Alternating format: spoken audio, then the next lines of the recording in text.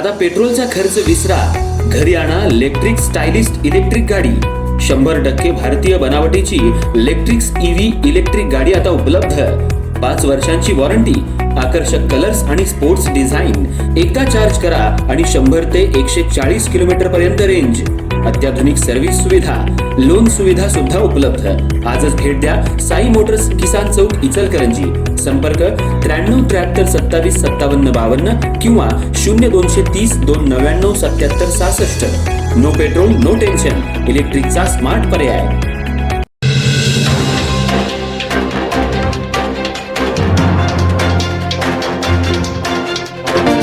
आघाडीच्या वतीनं इचलकरंजी शहरामध्ये जलपद यात्रा काढण्यात आली. सकाळी 8 वाजल्यापासून आम्ही सर्व शिवसेना आघाडीचे नगरसेवक बावतकर साहेब, कांडे साहेबांच्या नेतृत्वाखाली ही पदयात्रा सुरू केली. सगळ्याच वक्त्यांनी आता अगोदरचं सांगितलं, कांडे साहेबांनी महाविकास आघाडीची सत्ता असताना उद्धव ठाकरे साहेब माझ्या मते मुख्यमंत्री होते आणि त्यांच्या माध्यमातून सुळकूड योजना आणली. सुळकूड योजनेचं श्रेय मदन कांडे झालं तर मदन कांडे साहेबांना जाईल, म्हणून फक्त सुळकूड योजनेला साईड करायचं काम या सत्ताधाऱ्यांच्या कडून चाललेलं आहे. आणि आपण सगळे सुज्ञ नागरिक आहे. एकदा वारणा योजनेचा आपण पाण्यासाठी प्रयत्न केला, त्याच्यासाठी पैसे खर्च केले, त्यावेळेला तिथनं विरोध झाला. विरोध कुणी केला? विरोध कुणी करायला लावला? आपल्या गावामध्ये घरबेदे आहे, तो फार स्वतःला शहाणा समजतो, तोच वारणेमध्ये त्याच व्यक्तीनं खोडा घातला आणि त्याचा उहापोह अब्राम मावळेंनी केल्याप्रमाणे काल माजी आमदार सुरेशराव हळवणकर साहेबांनी पण केलेला आहे. वारणा योजना तारदाळमध्ये होते, कोरोचीमध्ये होते. आमच्या नंतर आमची योजना कॅन्सल झाल्यानंतर 3 गाव हातकणंगलेला सुद्धा वारणेचं पाणी येतंय, पण माझ्या गावाला, माझ्या इचलकरंजी शहराला हे पाणी देऊ शकत नाहीत. ही सत्ताधाऱ्यांना आपण सर्वांनी प्रश्न विचारायचा आहे आणि तळमळीने विचारायचा आहे, का बाबा माझ्या इचलकरंजीला पाणी का नाही? आम्ही पाकिस्तानमध्ये राहतोय काय? तसं असलं तर डिक्लेअर करा आम्ही पाकिस्तानात आहे म्हणून, नाहीतर आम्ही कर्नाटकात आहे म्हणून डिक्लेअर करा. माझ्याच गावाला पाणी का नाही? श्रेयवादासाठी हे घरानं कायमच मलाबादे साहेबांना पण तशीच अडचण केली, वारणा आली हळवणकर साहेबांना तशीच अडचण केली, सुळकूड योजना आणली कांडे साहेबांनी. या वेळेला आपण ते श्रेय जातं म्हणून या सुळकूडमध्ये खोडा घालायचं काम चाललंय. काही आता डोकं लावा लागलेत की इथनं पाणी आणायचं, तो सुद्धा उद्भव बदलायचं काम त्यांच्या हातून चाललेलं आहे. आपण सगळे नागरिक तळमळीनं इथे बसलेल्या सर्वांना माझी विनंती आहे, हे पाणी आपण आपल्यासाठी मागत नाही, हे आपण पाणी आपल्या इचलकरंजी शहरासाठी मागतोय. शहरासाठी जरी मागत असलो तरी आपली पिढी कसं तर पार पडल्या, येणाऱ्या आपल्या मुलाबाळांसाठी, आपल्या नातवांसाठी ते पाणी मागायचं आहे. येणाऱ्या पुढच्या 50 वर्षामध्ये पुढची पिढी आपल्याला विचारेल, काय केलं तुम्ही? कोल्हापूरवाल्यांनी पाणी आणलं, तारदाळवाल्यांनी आणलं, हातकणंगलेवाल्यांनी आणलं, तुम्ही का गप्प बसला? तुम्ही काय न्याय मागितला नाही? आणि सध्याचे विद्यमान आमदार आता सत्तेत आहेत, सत्ता केंद्रात सत्ता, राज्यात सत्ता, पण गावचं पाणी बेपत्ता. 13 महिन्यापूर्वी मुख्यमंत्र्यांनी मिटिंग घेतली होती आणि त्या मुख्यमंत्र्यांनी मिटिंग घेतल्यानंतर त्यामध्ये निर्देश दिले होते की 1 महिन्यामध्ये हा प्रश्न सोडवायचा म्हणून. 13 महिने झाले या विद्यमान आमदारांनी चकार शब्द काढला नाही, ब्र काढलं नाही. त्यांना जाऊन मुख्यमंत्र्यांपाशी भांडायला पाहिजे होता. मागं पण एका मी सभेमध्ये सांगितलं, का रे बाबूंना आपण एक सुद्धा माणूसाचा जन्माला घातला नाही काय? आता विद्यमान आमदारांनी सत्ता इथं हस्तगत केली, काय सांगितलं? पाणी देतो म्हणून. इचलकरंजी शहराने त्यांना चांगलं लीड दिलं, आमदार झाले ते. काय सांगितलं? पाणी आणतो म्हणून. का जाऊन सांगत नाही माझ्या गावाला पाणी द्या म्हणून? जीएसटी परतावा 20 कोटीचा आणायला वेळ आहे, बाकीच्या मिटिंग घ्यायला वेळ आहे. पाण्यासाठी मुख्यमंत्र्यांच्या बसून माझ्या गावाला पाणी द्या, माझ्या शहराला पाणी द्या, माझ्या ताणलेल्या माता भगिनींसाठी पाणी द्या, माझ्या पुढच्या पिढीसाठी पाणी द्या. का आमदार आहेत तळमळ तिथे मांडू शकत नाहीत? का मुख गिळून गप्प आहेत? हा आमदारांना माझा खडा सवाल आहे. सत्ता हस्तगत करत असताना, सत्तेवर येत असताना, नगरपालिकेची सत्ता घेत असताना, स्वतः आमदार होत असताना, वडील आमदार होत असताना पाणी देतो म्हणून सांगितलं. माझे त्यांचे वडील माझे आमदारांनी तर नाट्यगृहामध्ये एक सभा घेतली, ती इचलकरंजी शहराला पाणी मीच देणार म्हणून. आता पाणी मीच देणार म्हटलं की लोक हसायला लागलेत गावामध्ये.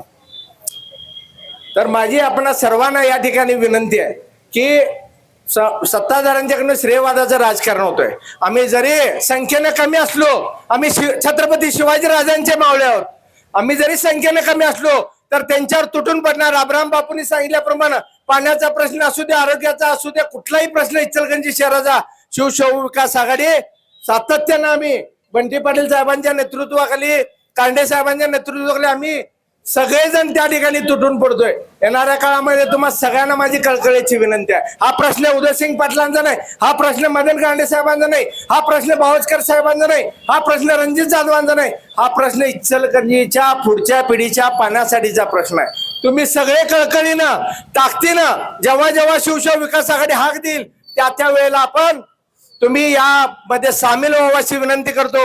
आणि उदयराव कांडे साहेब, आपल्या परवानगीनं येणाऱ्या पुढच्या 8-10 दिवसामध्ये ह्याच्या पुढचं एक आंदोलन आपण या ठिकाणी करूया. या शहरामध्ये पाणी आणल्याशिवाय शिवशाहू आघाडी स्वस्थ बसायचं नाही असं मसोबाला स्मरून सांगतो.